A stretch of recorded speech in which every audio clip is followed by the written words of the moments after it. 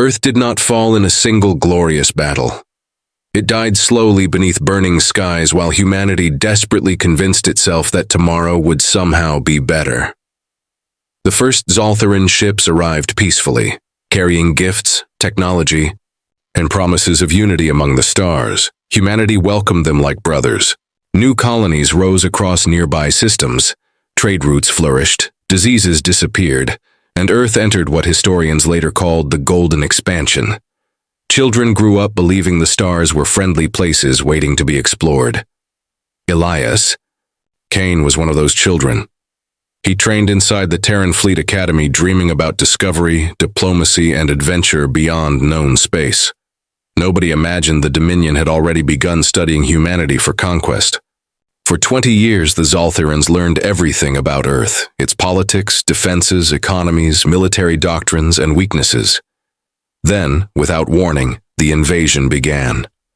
Thousands of hidden warships emerged directly inside Terran territory, while peaceful diplomatic vessels transformed into battleships. Luna Station shattered first.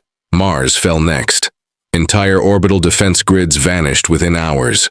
Earth burned beneath continuous bombardment while billions tried escaping collapsing cities. Cain spent weeks helping civilians board overcrowded refugee transports while alien warships darkened the atmosphere overhead. Families vanished inside flames. Oceans reflected orbital explosions every night. Humanity fought desperately across ruined streets, underground tunnels, shattered megacities, and collapsing colonies. But the Dominion moved with terrifying precision. They were not conquering humanity for territory. They were erasing it as a future threat. By the time Earth's governments realized extinction had already begun, the Terran fleets were gone, the colonies were isolated, and the homeworld itself had become a graveyard. Cain watched Earth die from orbit aboard the final evacuation convoy. Continents glowed red beneath nuclear storms while the moon drifted beside the planet in broken fragments. In that moment, humanity lost more than a world. It lost innocence. The survivors scattered across hidden systems carrying nothing except grief, rage, and the memory of burning skies. The Dominion believed the war had ended. They believed humanity would fade quietly into extinction like countless other species before it. But hidden inside abandoned asteroid fields and frozen outer systems, survivors began rebuilding in silence. Engineers, soldiers, scientists, refugees, smugglers, and broken civilians gathered together beneath secrecy while the Dominion celebrated victory. Entire hidden shipyards were constructed inside dead moons. Black market fleets stole resources from occupied territories. Ancient artificial intelligences were reactivated despite Terran laws banning them centuries earlier. Humanity had lost Earth, but something dangerous had awakened in the survivors. Fear slowly transformed into hatred. Hatred transformed into determination. And in the frozen darkness beyond known space, humanity began building the weapon that would terrify the galaxy for generations. They called it Wrath. Wrath was never meant to be a ship. It was meant to be a message. Deep beneath the frozen rings of a forgotten gas giant, thousands of workers spent nearly 20 years constructing the largest war machine humanity had ever attempted to create. Entire asteroid belts were mined apart to forge its armor. Forbidden reactor technology powered its engines. Weapons outlawed by every surviving interstellar treaty lined its massive hull. The Dreadnought stretched across space like a floating continent made of steel and vengeance. Commander Elias Cain first saw the completed vessel through the observation deck of Dry Dock 9, and for the first time since Earth fell, he felt something stronger than grief. Hope. Admiral Sophia Reyes warned him that another refugee convoy had been destroyed near Vega Colony only hours earlier. Hundreds of thousands dead.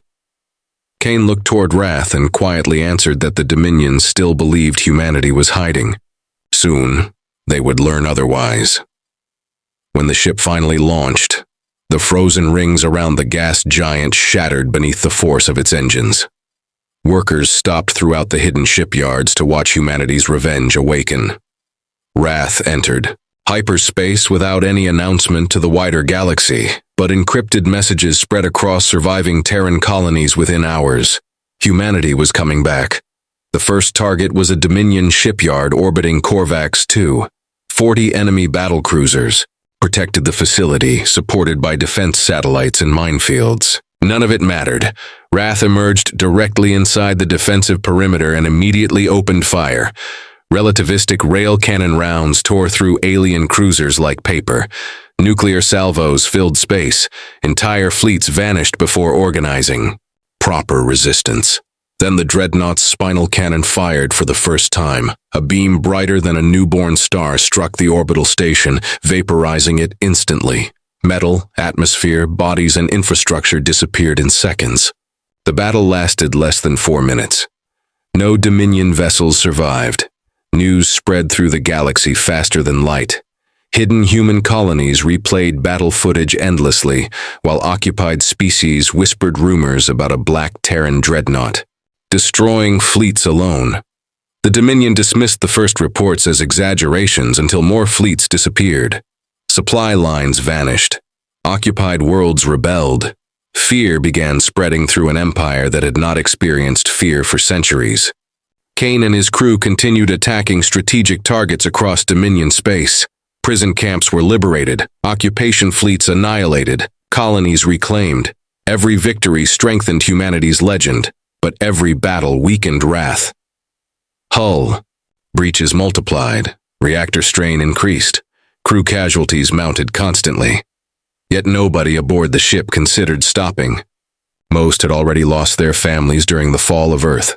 For them, survival no longer mattered as much as revenge. During one mission near the Cygnus corridor, Wrath intercepted a transmission from a refugee convoy under attack. Kane listened, silently as terrified civilians screamed across open frequencies moments before Dominion warships exterminated them. Something inside him finally broke. He ordered every weapon aboard Wrath to fire simultaneously. The resulting massacre destroyed the entire enemy fleet in 11 minutes. Afterward, Kane broadcast a message across every known frequency. Humanity remembered every grave the Dominion created, and now humanity was coming for them. The war changed completely after Kane's transmission. For centuries, the Xaltheran Dominion relied on overwhelming force and fear to control conquered civilizations. Entire species surrendered the moment Dominion. Fleets entered their systems because resistance seemed impossible. Wrath shattered that illusion forever. Suddenly, occupied worlds began rebelling. Alien resistance movements sabotaged Dominion infrastructure. Colonies that once obeyed imperial governors openly declared independence. The galaxy smelled weakness inside the Empire for the first time in recorded history. Supreme Overlord Viel responded with fury, gathering the largest military force the Dominion had ever assembled near the fortress system of Zaros. Thousands of warships protected the system alongside planetary defense platforms powerful enough to vaporize moons. Intelligence confirmed millions of enslaved civilians were trapped inside labor camps across the fortress world, including surviving humans captured during Earth's fall. Kane studied tactical projections aboard Wrath while exhausted officers waited nervously. Even for humanity's dreadnought, attacking Zaros seemed impossible. Yet Kane refused to retreat. Humanity had already lost too much. Wrath entered the fortress system alone. Thousands of Dominion ships surged forward while plasma fire flooded the darkness like artificial storms. The Dreadnought accelerated directly into the center of the enemy formation. Rail cannons fired continuously, shredding destroyers at point blank range while attack drones carved through fighter squadrons. Entire fleets exploded around the black Terran vessel as Wrath forced its way toward planetary orbit. The Dominion adapted quickly, concentrating heavy fire from every direction. Shield systems weakened, hull sections ruptured, entire decks depressurized. Crew casualties rose into the hundreds. Still, Kane refused retreat. He stared at Zaros filling, the viewport, and remembered Earth burning beneath alien bombardment years earlier. Then Wrath's spinal cannon reached full charge. The beam struck the fortress world directly, collapsing planetary shields instantly before cracking continents apart beneath expanding plasma storms. Zaros died in under 60 seconds. Across the system, Dominion fleets stopped fighting. Some surrendered immediately while others drifted silently in shock. The myth of Dominion invincibility died alongside the fortress world. But victory came at terrible cost. Wrath suffered catastrophic damage during the assault. 3 reactor cores failed permanently. Hundreds of crew members were dead or missing. Entire engineering sections remained exposed to vacuum. Kane spent days walking through smoke-filled corridors watching exhausted medics struggle to save survivors. Every victory cost humanity more lives, yet intelligence reports soon revealed something even worse. The Dominion was constructing a superweapon capable of sterilizing entire star systems. If completed, every surviving Terran colony would die. Kane made his decision immediately. Wrath would attack the Dominion capital itself, one ship against the heart of an empire. Some officers called the mission suicide. Others argued humanity needed Wrath alive for future battles. But the crew voted unanimously to continue. They understood the truth already. Humanity could survive without hope for only so long. The Dominion had to fall now, no matter the cost. The Dominion capital system looked less like a civilization and more like a machine built by gods. Massive orbital rings surrounded the throne world of Xaltheran Prime, while thousands of warships guarded every hyperspace approach. Planetary shields shimmered across entire continents like oceans of light. At the system's center floated the Imperial Citadel, a structure so enormous it eclipsed nearby moons. Supreme Overlord Vale watched Wrath enter the outer defense perimeter while military officers screamed desperate reports around him. Entire fleets already burned behind the advancing Terran Dreadnought. Even the Overlord began understanding something terrifying. Humans were no longer fighting to survive. They were fighting to make sure the Dominion never survived them. The final battle began moments later. Thousands of Dominion vessels surged toward Wrath simultaneously while missile storms and plasma bombardments illuminated space brighter than stars. Wrath answered with everything it had left. Rail cannons thundered endlessly. Drone swarms carved through enemy formations. Nuclear salvos engulfed carriers in expanding firestorms. Yet this time, the Dominion refused to retreat because behind them waited their homeworld, their empire, and their species' survival. Inside Wrath, chaos spread rapidly. Fires consumed entire decks. Atmosphere vented through ruptured corridors. Boarding alarms echoed constantly as Dominion Marines invaded lower sectors. Mara Voss fought through smoke-filled hallways alongside Terran defenders while Celine Ward struggled desperately to stabilize collapsing reactors. Kane stood silently at the center of the bridge watching the Imperial Citadel grow larger across the viewport. He remembered Earth's oceans, rainfall over ruined cities, the frightened little girl who once asked if humanity was going to die. Then he ordered the Singularity Drive prepared for overload. The bridge froze in stunned silence. Celine immediately understood his plan. Overloading the Singularity Core inside the capital system would destroy the Citadel and most of the Dominion fleet, but Wrath itself would not survive. Nobody argued. Nobody begged for evacuation. Humanity had already sacrificed too much to fear death anymore. Wrath accelerated directly toward the Citadel, while enemy ships rammed each other attempting interception. Boarding battles raged through blood-covered corridors. Entire sections of the ship vanished beneath explosions. Still, the Dreadnought continued forward like a dying titan refusing to kneel. Kane opened a final transmission across the ship. 20 years earlier, the Dominion believed fear would erase humanity quietly. They were wrong. Today, the galaxy would remember who humans truly were. The crew answered with exhausted cheers while Celine activated the overload sequence. Deep inside Wrath, singularity reactors collapsed beyond safe containment. Space itself began distorting around the Dreadnought. Outside, Dominion commanders finally understood what the humans intended. Panic spread instantly through the capital system. Too late. Wrath rammed directly into the center of the Imperial Citadel.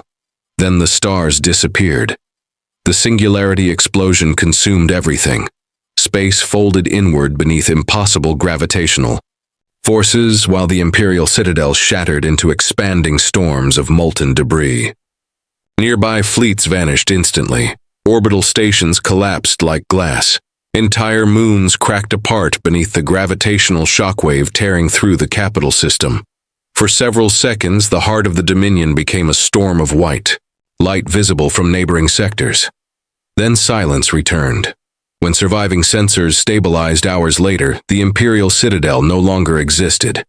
Neither did Wrath. Without centralized leadership, the Xaltheran Dominion collapsed rapidly. Conquered species rebelled across hundreds of systems while military governors turned against each other in civil wars. Occupied worlds tore down statues of Dominion rulers. Prison camps opened. Refugees returned home for the first time in decades. Humanity slowly reunited from scattered colonies hidden across the galaxy. Children born after the war grew up hearing stories about Earth and the ship that carried humanity's wrath through the stars. Commander Elias Kane became more than a military hero. He became a legend. Yet decades later, an automated exploration, vessels searching the debris field surrounding old Xalthor Prime discovered something impossible, a faint Terran signal hidden inside drifting wreckage. Part of Wrath had survived the singularity collapse. The vessel recovered a damaged final recording from Kane himself. Billions listened as his tired voice echoed across Terran space. Humanity was never the strongest species, he admitted, never the oldest, never the most advanced. But humanity endured. The Dominion burned Earth, hunted Terran children, and tried erasing humanity from history itself. They failed. Kane hoped one day, future generations would build something greater than war and finally see the stars without fear. But if darkness ever rose again, humanity must remember what it became when everything was taken away. The recording ended there in silence. No heroic farewell, no final speech, just static.